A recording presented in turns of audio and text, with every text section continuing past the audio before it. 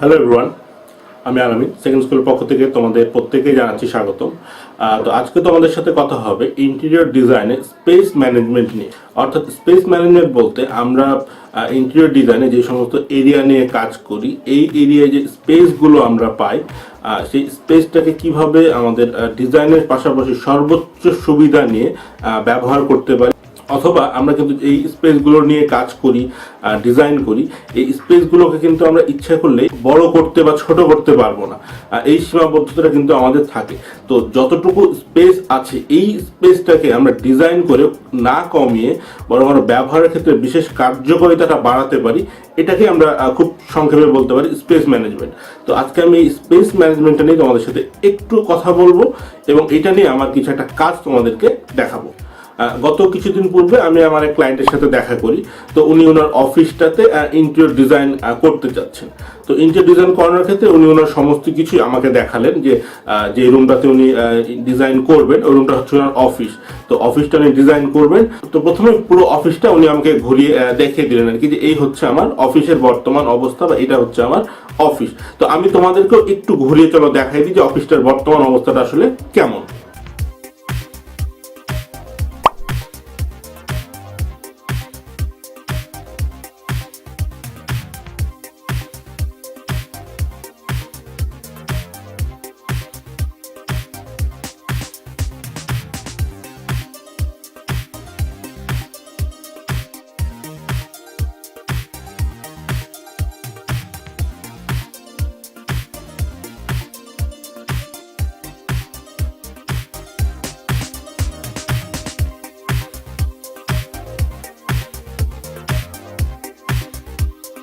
তো মোটামুটি এইটা ছিল তার বর্তমান অফিসের অবস্থা।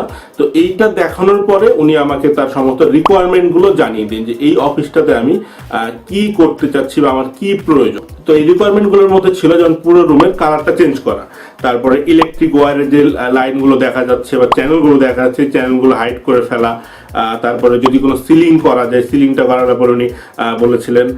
তারপরে হচ্ছে এই যে টিউব লাইট দেখা যাচ্ছে, তো টিউব লাইটটা উনি কোনোভাবেই চাচ্ছেন না, উনি চাচ্ছেন এখানে হয়তো কনসিল বা প্যানেল লাইটগুলো ব্যবহার করা যায় কিনা। তারপর উনি চাচ্ছেন হচ্ছে এই যে এই নেম প্লেটটা আছে এই নেম প্লেটটা কিভাবে পরিবর্তন করা যায়, এটাকে যেমন দেখো এখন কিন্তু একটা কলামের সাথে এটা আটকানো আছে, তো এই কলাম থেকে হাইড করে অন্য কোথাও দেওয়া যায় কিনা এটা উনি চাচ্ছিলেন। তারপরে এই যে তার বাথরুমের যে ডোরটা আছে এই ডোরটা কোনোভাবে হাইড করা যায় কিনা, দুটো যে কলাম আছে রাউন্ড কলাম এই কলামগুলোকে হাইড করা যায় কিনা। এবং সর্বোপরি উনি যেটা বললেন যে তার যেই ফার্নিচারগুলো বর্তমানে রুমের মধ্যে আছে এই সমস্ত ফার্নিচারগুলোকে রেখেই আমাকে ডিজাইনটা করতে হবে, অর্থাৎ এগুলো যেইভাবে আছে এটাকে আমাকে সাজিয়ে নিতে হবে। এবং এর সাথে উনি ওনার বাজেটের সীমাবদ্ধতা কিন্তু আমাদেরকে জানিয়ে দিলেন। তো বাজেটের ব্যাপারে উনি আমাকে সর্বোপরি যেটা একটা আইডিয়া আমি চাইলাম, তো যদি উনি আমাকে বাজেটের কোনো সুনির্দিষ্ট আইডিয়া দিতে চাননি, তবে এতটুকু বলছেন যে আমার বাজেটটা হচ্ছে এইটার ক্রস করা যাবে না।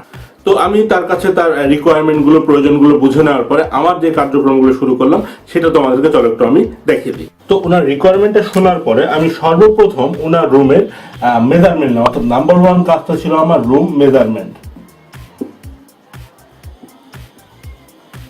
সর্বপ্রথম আমি রুম মেজারমেন্ট নিলাম এবং রুমের মেজারমেন্টটা ছিল প্রায় 15 ফিট 9 ইঞ্চি বাই 23 ফিট 3 ইঞ্চি।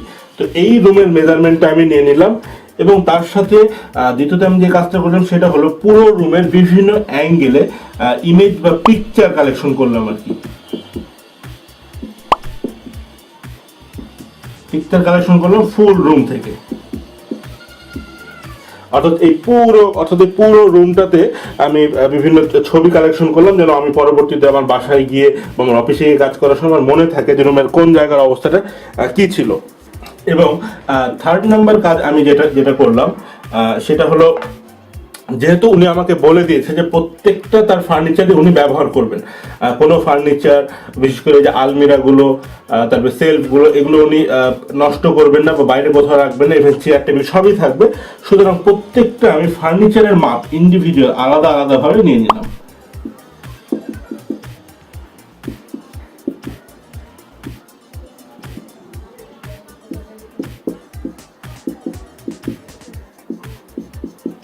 প্রত্যেকটা ফার্নিচারের মাপ ইন্ডিভিজুয়ালি আলাদাভাবে তুলে নিলাম। তো তোমরা যদি দেখতে চাও তোমাদেরকে একটু দেখাতে পারি। এই যে এইভাবে হচ্ছে আমি খুব সংক্ষিপ্তভাবে তার পুরো রুমের মাপ মেজারমেন্টটা নিয়েছিলাম, এবং এই যে এইখানে যে লিস্টটা দেখছো প্রায় 12 রকম ফার্নিচার ওনার রুমের মধ্যে ছিল। প্রত্যেকটা আমি কিন্তু ডাইমেনশন, দৈর্ঘ্য, প্রস্থ, উচ্চতা আমি নিয়ে নিয়েছি, কেননা এই ফার্নিচারগুলোকে কিন্তু আমাকে তার রুমের মধ্যে প্লেস করতে হবে এবং ওনাকে এই ফার্নিচার সহই আমাকে একটা ইন্টেরিয়র ডিজাইন করে দিতে হবে। তো এই বিষয়গুলো আমি আর কি প্রাইমারি ভাবে এই কাজগুলো ওখানে করে ফেললাম। এরপরের কাজটা ছিল আমার,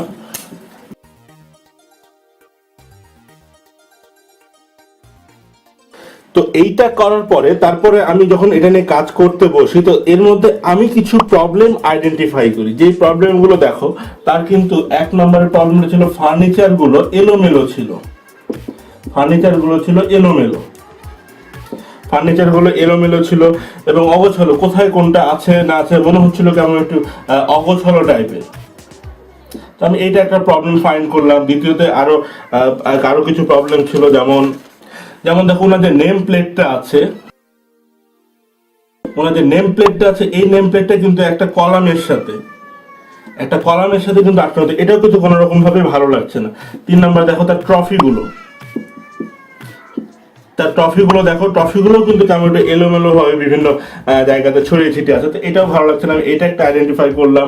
তারপরে দেখো তার বুক সেলফ, তারপর বইগুলো, তারপর ওনার দেখো টাওয়েল, এই সবকিছু মিলিয়ে আমি দেখলাম যে পুরোপুরি একটা এলোমেলো অবস্থা। তো এই এলোমেলো ভাবটাকে আসলে আমাকে সাজিয়ে তুলতে হবে। আমি বুঝতে পারলাম যে এটাই হলো আমার ওনার রুমের স্পেস ম্যানেজমেন্টের চ্যালেঞ্জ। এই কাজটা আমাকে একটা ইন্টেরিয়র ডিজাইন করতে হবে এবং একই সাথে এগুলোকে এমন সুন্দরভাবে প্লেস করতে হবে যেন ছিমছাম সাজানো গোছালো মনে হয়। তো এই বিষয়গুলো নিয়ে আমি কাজ করা শুরু করলাম। তো এই কাজ শুরু করার পরে আমার কাজটা কি ছিল সেটা আমি এবার তোমাদেরকে দেখাই। তার পরবর্তী কাজটা কি ছিল,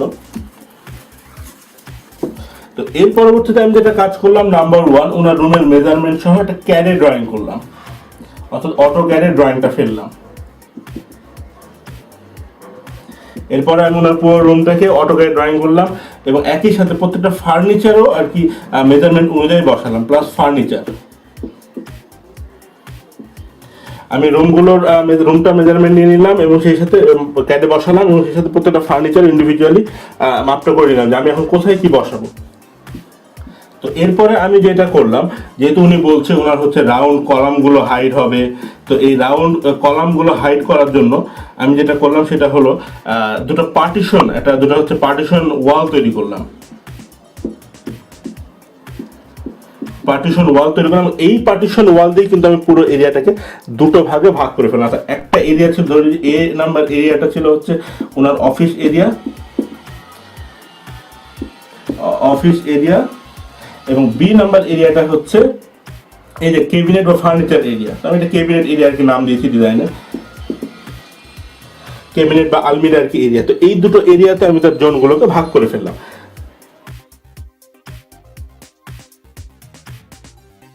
তো এই এরিয়াগুলো ভাগ করে ফেললাম এবং আমি যেটা ডিজাইনে করলাম সেটা হলো ওনার চেয়ার, আগে বর্তমানে ওনার টেবিলটা যেখানে ছিল টেবিলের এরিয়াটা আমি চেঞ্জ করলাম, অর্থাৎ টেবিলের এরিয়া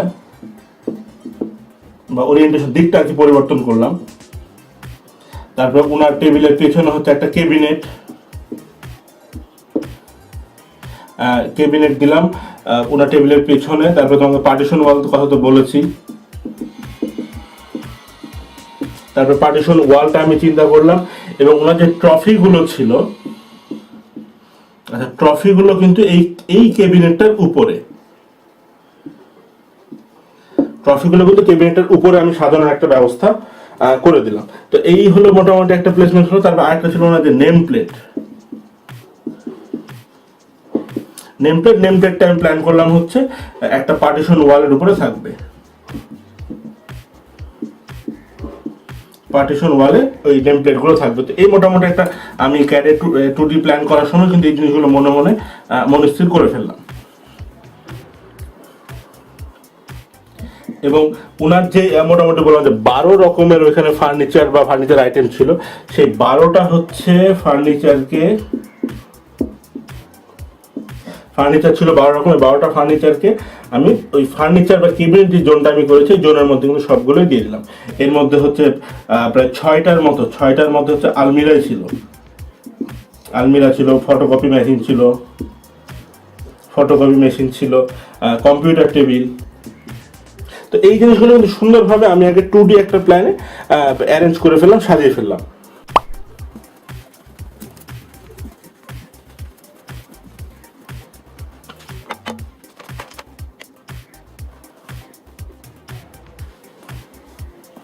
এবং তারপর ফাইনালি আমি যেটা করলাম, ওই ক্যাড ড্রয়িংটাকে আমি যেহেতু স্কেচআপে 3D ডিজাইন করি, স্কেচআপে নিয়ে আসলাম। ফাইনালি আমি ক্যাড ড্রয়িংটাকে স্কেচআপে নিয়ে আসলাম এবং এই স্কেচআপ যে 3D প্লাস রেন্ডার দিলাম। এবং তোমরা লক্ষ্য করো যে আমার ফাইনাল 3D রেন্ডারটা কেমন হয়েছে, এটা এখন তোমরা ইয়াতে দেখতে পাবে ফাইনাল রেন্ডারটা কেমন আসছে। এবং আমি চ্যালেঞ্জ করে বলতে পারবো যে আগে যে এরকম ছিল তার থেকে কিন্তু অনেক সুন্দর এবং অনেক ভালো লাগবে তোমাদের এই ডিজাইনটা। এবং বিশেষ করে আমি বলবো যে কাজটা করার সময় কিন্তু আমাকে বাজেটটা অবশ্যই মাথায় রেখেই কাজ করতে হয়, কারণ বাজেট ফেল করে কিন্তু কখনোই কাজ করা যাবে না। ক্লায়েন্ট যে বাজেটটা দিবে সেই বাজেটের মধ্যে কাজ করতে হতে পারে, কিছু কম বা কিছু বেশি, বাট ওই বাজেটকে মাথায় রেখেই কাজ করতে, এই জন্য কিন্তু আমি জিনিসটা এইভাবেই সাজিয়েছি। তো চলো তোমাদেরকে একটু দেখাই ফেলি আমি এটা।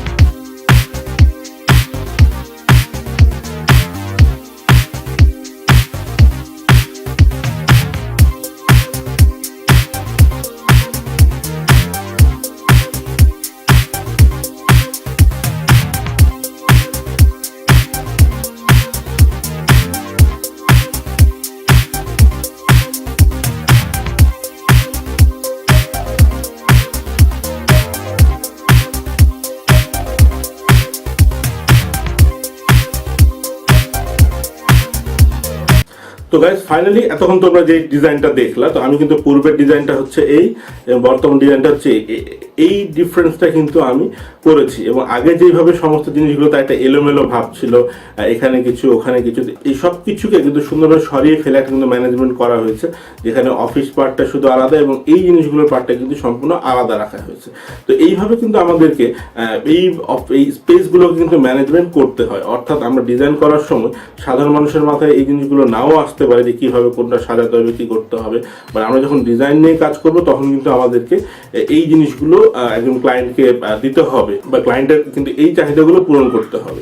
তো এই ডিজাইনটা পরবর্তীতে আমি যখন ফটো পেপারে প্রিন্ট করে ক্লায়েন্টকে দেখাই, তুমি অবশ্যই ব্যাপারটা দেখে খুশি হয়েছে এবং ডিজাইনটা পছন্দ করেছে। তো অলরাইট গাইজ, আমি মোটামুটি স্পেস ম্যানেজমেন্ট নিয়ে ছোট্ট কিছু উদাহরণস্বরূপ আর কি তোমাদেরকে দেখাতে চেয়েছিলাম। তো আই হোপ তোমরা ব্যাপারটা বুঝতে পেরেছো। তো এরপরে যদি এই ব্যাপারে কোনো প্রশ্ন থাকে অবশ্যই আমাকে জানাবে, আমি চেষ্টা করবো তার সমাধান তোমাদেরকে দেওয়ার, এবং বলবে তোমরাও কিন্তু একটা এলোমেলো অফিসকে সুন্দরভাবে এইভাবেই সাজিয়ে ফেলতে পারো। ইন্টেরিয়র ডিজাইনের মাধ্যমে ডিজাইনটা করলেও যেমন সুন্দর হয়, সেই সাথে স্পেসটা দেখতেও কিন্তু অনেক সুন্দর করা যায় আর কি। তো থ্যাংক ইউ।